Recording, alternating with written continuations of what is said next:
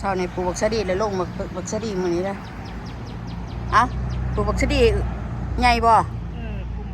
อันนี้เป็นบักสะดีพักใหญ่ดองเบิ้งใช้ชีในแล้วเท่าเถื่อว่ามันเดือกเอาชีในเพื่อว่าเดือกตัวไรมันสีบดีเฮาจะเอาไปแต่ซ้ำต้นอันนะใช้ชีในเบิดเพื่อสิได้เบิ้งตัวไรเดือกตัวไรดีตัวสิได้เดือกพอมาเกิดหนองมาแล้วตัวไรสมบูรณ์บ่สมบูรณ์นะเฮาอยากรู้ใส่ชีเบิดเถอะนะขณะใส่ซ้ำมาไปดกออกไปยังแต่ซองบดีบ่ปนกันโลดปนกันเฮาอยากรู้ว่าพักมันเป็นจังไดมันแฉะบ่แฉะบ่อันนี้เป็นบักสะดีตัวนี้นะแถวหนึ่งก็เป็นบักสะดีตัวมันปนของเฮามันมีแล้วมันปนกันนะทุกมือกับบ่ใส่พระเฒ่านี่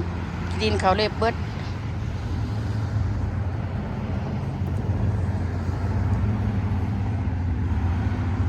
เป็นหมากเป็นห่วงเป็นพักใหญ่ๆว่าติแม่นบ่เป็นพักใหญ่ๆเด้อว่าซะติเว้าในที่ล่ะเป็นพักใหญ่ๆในเต็มให้ในเต็มชุดพักว่าสิเพราะว่าให้พวกปลูกเพื่อแขวพื้นที่กระจัดไหม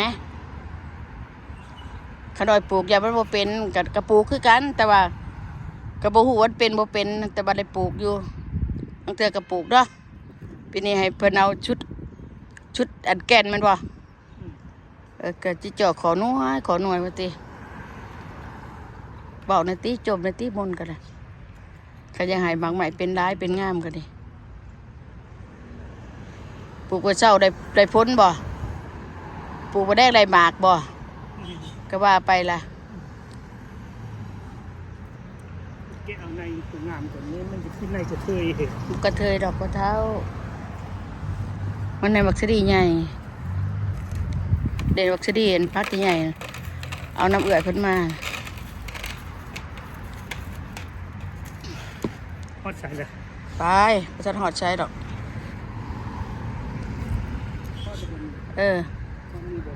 คุ้มนี่น่ะ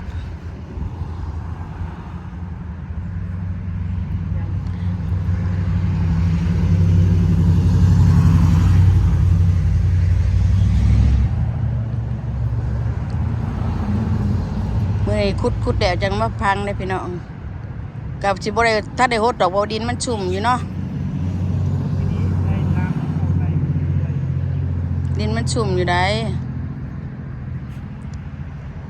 เอาบัวคันโหดเอาบัวตะวันนั่น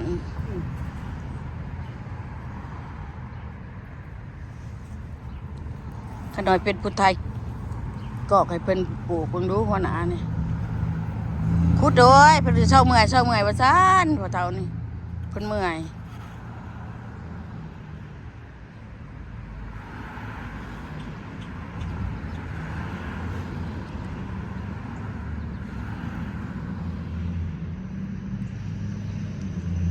น้ำไม่ใช่เพราะมีชื่อติดไว้ชี้ได้ไว้น้อยหนึ่งนาทีคลิปมันก็ยาวแล้วเนาะบ่เดือกล้อก็ได้มันก็ตื่นมาดังเขาไปอยู่ในพักเดียวกัน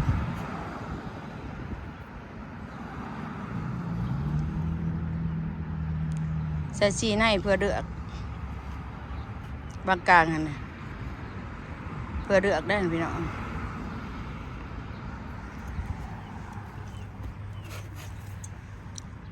เห็ดเพื่อเลือกนี่นะเถื่อว่าตัวได้ต้นบ่งามก็ได้ลกออกกับมันงามเบิดกับป้าไปเบิดป้าเขาปลูกอะไรห่างๆไว้อยู่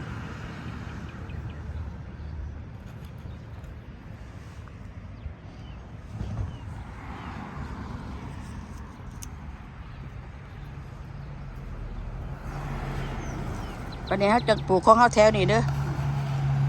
อันตัวนี้นะตัวในชีฟ้าชีโปโปดิปลูกแถวนี้จะดีใหญ่เพราะว่าตันร่มไว้เอาชุมใหญ่ตันไว้ทางนอกเห็นบ่ ต้นชูงนี่นะต้นใหญ่นี่นะปาดไปทางนอกยันโดมมากคือปีกายดีไว้หลงเบิด ทางโรยจนทางเลยเนาะ ใส่ เรื่องลูกที่โมงนอกคือ โอ้ยมันตกบไดถึงหรอกมันตกสิไปเอาอยู่ต่อได้ไปเอายังมาเคลียร์เอาไปมาเคลียร์เอา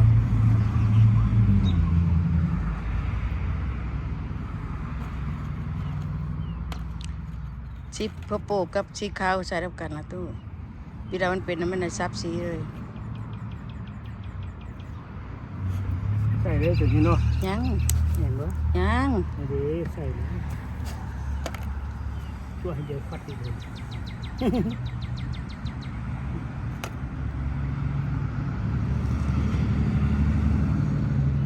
ใช้อันดับสี่แล้ววะล่ะ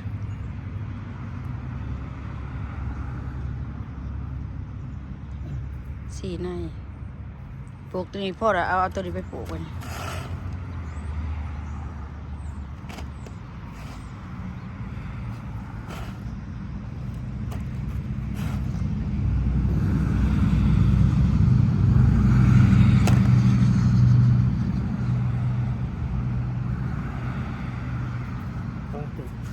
พ่อแมนนี่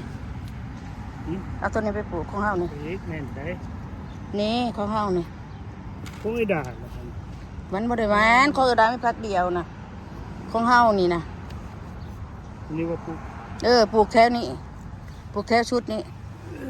ตัวในชาติมันเป็นบักชะลอย ใส่หน่อย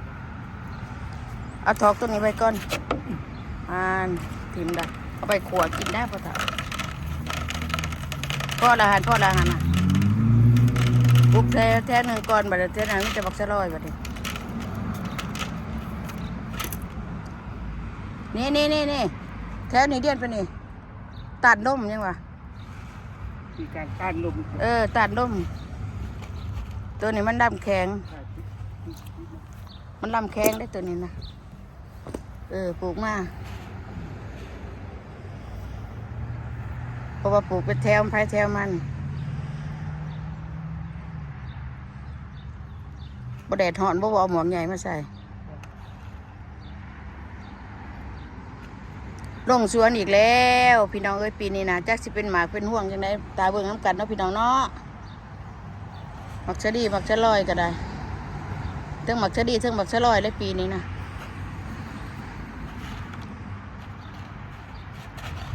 ตู้นี้บ่หอนบ่เฮ้ย เสียเนาะเนาะ เอาหมวกใหญ่เด้บักกะปลาหมวกใหญ่มากังเลียดจะคล้องเลยตีไอ้หัวหน้าปลูกปีนี้นะบ่ได้ปลูกขนอยปลูกแต่แถวนั้นนี่แถวขนอยปลูกกันเลยอันนี้ขนอยปลูกบักชะลอยบักชะลอยสิปลูกหลายแน่เพราะว่าเป็นยังเกี่ยวกับมันต้นน้อยแล้วก็พักน้อยปลูกหลายบักชะดีก็ปลูกอันละแถว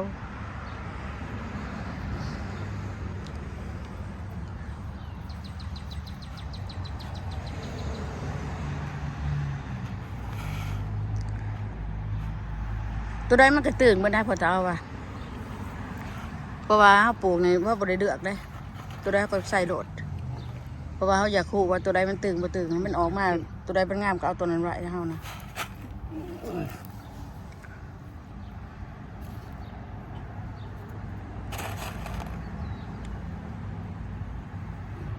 วิธีเพื่อนปลูกเพื่อนเฮ็ดเดี๋ยวนี้จะปลูกน้อยเดียวก็ได้หลายอยู่ดอกจะลอยก็ได้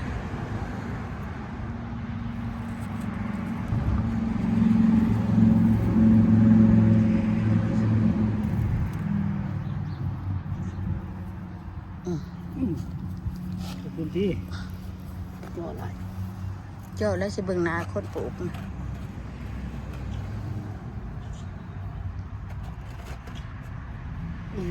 โยนลงเลยบุไรมันขี่กันตัวมันเสียไปเป็นอะไร เฉียดว่าเพิ่นเอาทางนั้นลงซะล่ะทางนั้นมันออกนะหูอยู่บ่ล่ะทางไหน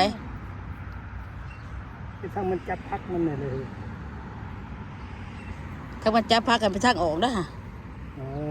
อ้าวยังบ่เชื่อ ที่ยาหัวมันแหละ นะมันสิบ่ออกกันติล่ะ ก็ปลูกจะเลยเชื่อก็ออกคือกันนี้ กูจะบอกเจ้านี่นะนี่หนอมันสิออกตัวนี้ออกทางนี้หนอนี่ออกทางนี้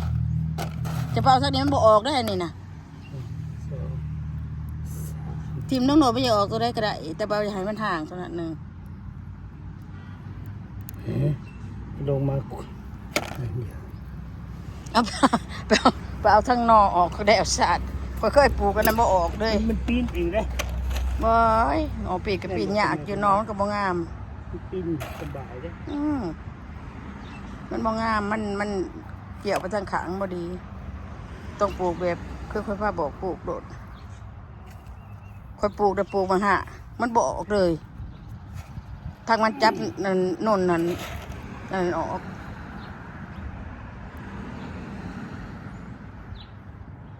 ใช้ห่างๆไว้ก็ได้เอาล่ะเท่านั้นล่ะเราจะไปจิกมันลงให้ฉันเอาตัวนี้วันนี้ปลาอันแก่นั้นออกก่อนตัวนี้ยาวเลยแบบนี้นะมักชะลอยแล้วพี่น้องตัวนี้นะมักชะดีปลูกตาลนมมาแท้เลยนะ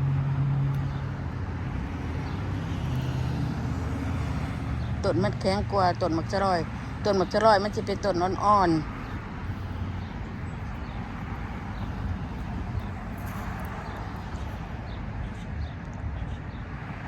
ต้นกระลายพี่น้อง มันเลยอยู่ลบออกเนาะไม่ออกก่อน มันออกก่อนเบิ่งเดือกโตมันน่ะเนาะมันออกแล้วเดือกโตมันตัวได้งามตัวได้ขี้ลายตัวได้บ่สมบูรณ์แบบกับรกถิ่น จะได้ขี้ร้ายก็ต้องเอามาเฮ็ดแฟนมันเนาะ ตัวมันตัว เป็นคลิปที่สองแล้วพี่น้องมื้อเช้าเลยคุดตอนคลิปแรกเนี่ยมันคุดอันนี้คลิปที่สอง คลิปที่สองเนาะ อีพีที่สองพี่ที่สองก็คือปลูกวันนี้คือใส่ใน ถ้าเบิ่งมันเป็นพ่อแม่พี่น้องมากินน้ำกัน ตัวนี้คือก่อนไงแล้วก็เหยียบนะฮะ หืม ขี้ดินน่ะมันเป็นโนนเด้อ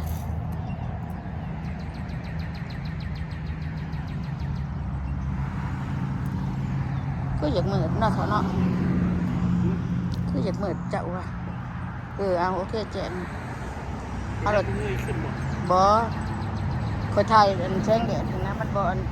ตรงกับเจ้าตัวงวงว่าจังสิใช่ละอัน3-4ในหาในก็ได้เพราะว่าเขาดูเพื่อเดือกแต่ใส่ห่าง เคยมีเด้อพ่อแม่พี่น้องเด้อ ปีกายเขาก็ใส่เดือกคือกันนั่นแหละแต่เขาใส่หน่อยบอกว่าไปดกละมีต้นเดียวบัดนี้นะ อืม เห็นบอกเขาตัวระวังเขาเคยผ่านมาแล้วเว้ยเนาะเขาใส่3ในบัดนี้ช่องต้นน่ะว่าเป็นเอาวันนี้นะก็ได้เลยลกถิ่มกันเสียได้ต้นเดียวนึงน่าแต่ว่าใส่ลายไว้เพื่อไว้เฮ้ย เอ้ยทางได้ยินเสียงนกเสียงหนูห้องบอกพ่อแม่พี่น้องอยู่ให้อยู่สวนเด้อแม่นี่ อันนี้มันคือเสียงการ อยู่สวน อยู่ชวนกาแฟเท้านั่นนี่ชวนกาแฟไก่สิขับนะนกอันนี้นะห้อง เนาะ นกกระโดดกับนกอันนี้นะห้องไก่สิขับนะอันคนสิกลับบ้านเดียวนะอย่างนี้นะนกแบบนี้นะห้องนะจอกแจ๊กจอกแจ๊กจอกแจ๊กอันนี้นะอยู่ชวนปากช่องนะพี่น้องอยู่ชวนกาแฟนะโอ้ยคำมาได้ยินเสียงนกเนี่ยตาวหนาสิกลับบ้านแล้วเก็บเครื่องเก็บของเลยกลับบ้านนะ สมัยยังน้อยเด้อพ่อแม่พี่น้องเพิ่นเว้าก ระดอยแล้ว11-12 ปีล่ะ สมัยยังน้อยก็น้อยคือกัน จะชวนกาแฟมาก่อนนะพี่น้องเจะของชวนกาแฟได้ เป็นหยังจะปลาสวนมาสั่น หาเงิน ข้าน้อยเมื่อยหาบนัก เบื่อหาบนักหาบกาแฟเกียร์กาแฟพวกนี้ปลาสวนกาแฟปลานี้ได้บ่เอาระเบียงนักนี่บ่ไหว้แล้ว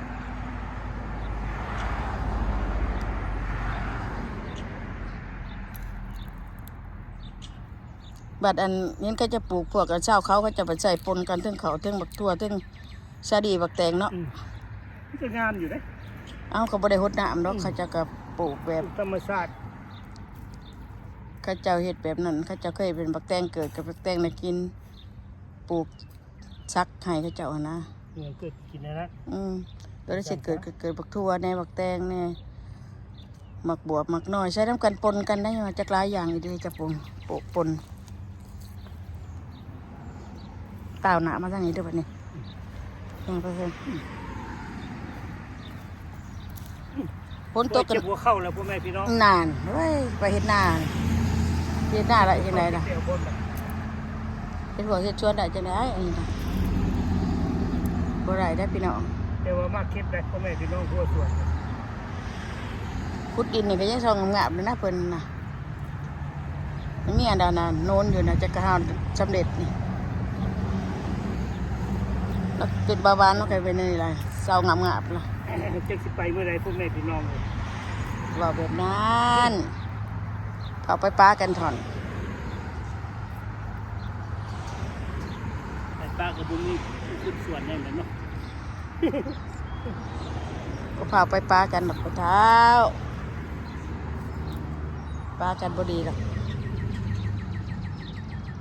ปักบัวนี่จะเกิดร้ายอยู่ได้เนี่ยตกลงนี่ไหนนี่ แต่ตะบุญวาสนา คัดโพสเตอร์นำ เราลำเลยสุดแล้วเจอวาสนา ดิกระชิด ไม่แน่นอน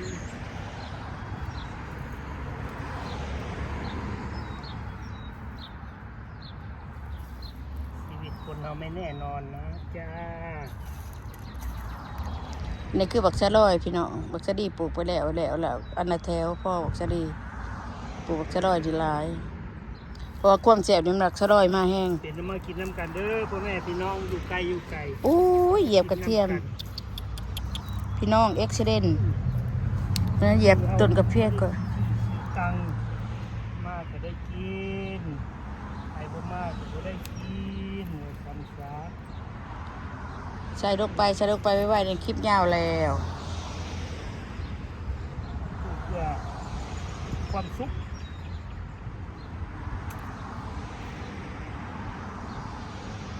เพื่อความสุขความสนาน พอสิคมๆจักหน่อยนี่เด้อให้มันอันดูดกับน้ำนะ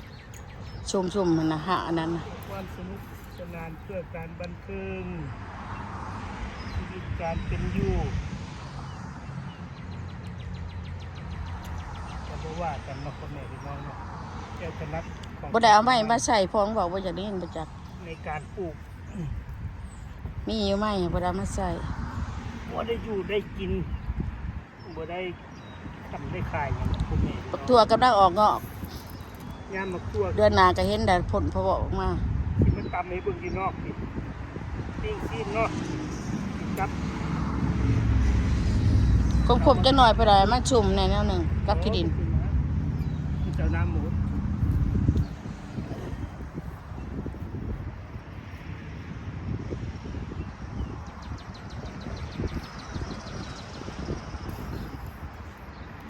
ใช่ไปกระปนกระโดดมันจะงาม ทีนี้เปลี่ยนแผนใหม่เด้อพ่อแม่พี่น้องเพราะว่าคุดคุมเลิกเพราะว่าปีจะเก้าวันนี้ลมมาเนี่ยลมเบิดหน่อยเนาะมาปุ๊บขึ้นเว้ยจะแม่นมันอดสอนซ้ำเกี่ยวเข้าลบพ่อแม่พี่น้อง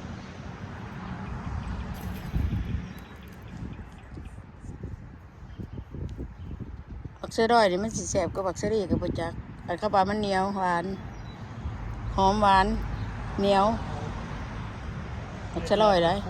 บักเสือดีนี่สิมีแต่หวานนะบ่โอ้บ่แม่นคุณน่ะเฮ็ดแล้วแถวนั้นแม่นแล้ว โอ้เกือบเลย ว้าเจ้านี่ นี่แหละพ่อแม่พี่น้องความจำหลงลืมที่ตายเห็นนี่แหละกินแล้วก็ว่าบ่ได้กินคือคนบอกเลย กินแล้วบ่เข้าตู้ว่ะโอ้ยกินแล้วบางคนก็ว่าบ่ได้กิน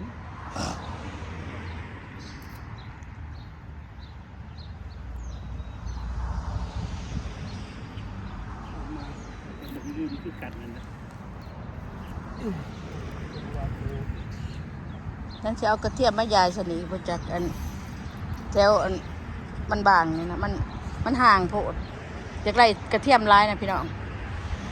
อยากไรหัวมันร้าย เดือนใดเดือนเก้าว่าเขาเก็บกระเทียมนี่ หืม เดือนเก้าว่าเขาเก็บเดือนแปด คือซีเมนต์เดือนแปดคนนี้เดือนแปดเดือนเก้าไปเลยนะว่าสั้นซะเขาไม่ค่อยจับกันเลย ดื่มนั่นเดือนเก็บ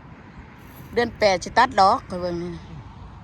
ตัดดอกอันบ่ให้มันแก่ลายหรอกปีนี้บ่ให้มันแก่ลาย ตัวใดเสียไว้แนวจังเอาไว้ ตายายปลูกผักชีดีในนี้ล่ะเอ้ยเด็กจะมากินก็ได้เด้อเป็นหน้าหอดก็มากินได้ เขาว่าบ่อยเว้า อืม ปลูกบักชะดีเนี่ยเอื่อยแล้วว่าบ่อยเว้าบ่อยเถียงกัน มันละที่กูพักก็ดูว่า บ่ยิงแขวเพิ่นว่า แต่ว่าอันนี่เถียงกันเรื่อยๆก็คือว่าในเต็มชุดๆอยู่ได้ล่ะ เถียงกันเรื่องหยังเถียงกันว่าให้ปลูกที่ตัวแม่พี่น้อง ที่ห้างมันบ่เกี่ยวหรอกพ่อเฒ่าเอ้ยเกี่ยวกับว่าอัน ไปเกี่ยวอยู่ได้เหตุเพราะว่ามันเป็นเครือไปมันบ่เป็นหมาก มันแม่นอันนั้นมันประตูมันสิบ่งามอยู่แล้วตัวนั้นน่ะมันสิบ่เป็นอยู่แล้วหนึ่งมามันป่วยแต่น้อยก็มีต้นมันน่ะก็ได้บ่ใหญ่เป็นหยังคือบ่อยากแจ้งวะเกาะยังมันมืดจุกมืดเกาะ คน นะ ปลูกตัวแม่พี่น้องเลยเฮ็ดน้ำให้น้ำสวน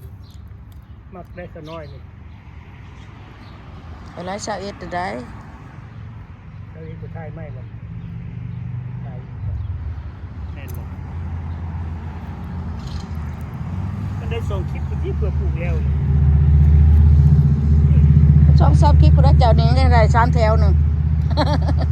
ว่าจังได๋พ่อเฒ่า ปลูกให้พี่ให้น้องเบิ่งนี่นะเพิ่นนำกันมันมาแต่ราชการเพิ่นสินั่งเบิ่งร้านปลูกมักสลีให้เบิ่งเฮ็ดหยังเนาะคุมเงยนี่เข้าไปนำกับเบิ่งลูกเบิ่งหลานไปนำคุณโอโซเพิ่นก็ รถก็หลายๆแดดนี่นู่นวันอยู่พี่น้องวันอาทิตย์เด้ คือเฮาแหละเพิ่นเฮ็ดซีคือกัน อืม เข้าติดตามไปนั่งเบิ่งมาจะเรียนเป็นงานจะหายเหนื่อยหาย รุ่นรถทวกอันนี้มีแต่ทวกรถนี่รถน้อยโพดินเนอร์วันนี้นะมีแต่โพดินเนอร์วันนี้เอาคือเขาแยกกัน เขาแยกกันแดนเว้ยเมื่อก่อนมีแต่รถทวกนี่เดี๋ยวโพดินเนอร์ทั้งนั้นนี่นะนี่ เขาแยกกันแดนนะนี่ นี่โพดินเนอร์นี่ช่างเป็นเนาะหนึ่งรถทวกขา6 คันมีแต่รถทวกเรียนกันไป โอ้ยเมื่อกี้นี่ ใส่ กินอยู่บ่ถ่ายเบิ่งกล้องอยู่บ่นี่ โอ้ยกระเบิ่งอันนั้นเนาะใครสิบ่เบิ่งกล่อง ได้ยินแต่เสียงเว้าก็คือพูดตัวแม่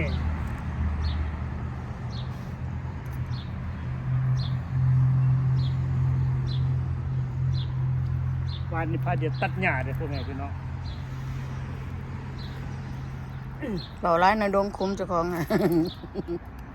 ตัดหญ้าตัดคางบ่ได้ถ่ายพี่น้องเบิ่งเพราะมันดังพ่อแม่พี่น้องเบิ่งสิละใกล้หูพ่อแม่พี่น้องก็เลยบ่ได้ถ่ายให้เบิ่ง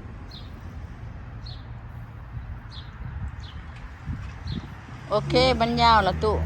โอเคเด้อพ่อแม่พี่น้องติดตามเอฟซีครอบมกครอบใจลูกหลานป้าลุงโอเวอร์โซกับเบิ่งลูกเบิ่งหลานปลูกมุกสลัมสลีกับขอบมกครอบใจร่ำรวยเงินทองนำกันนะบ๊ายบาย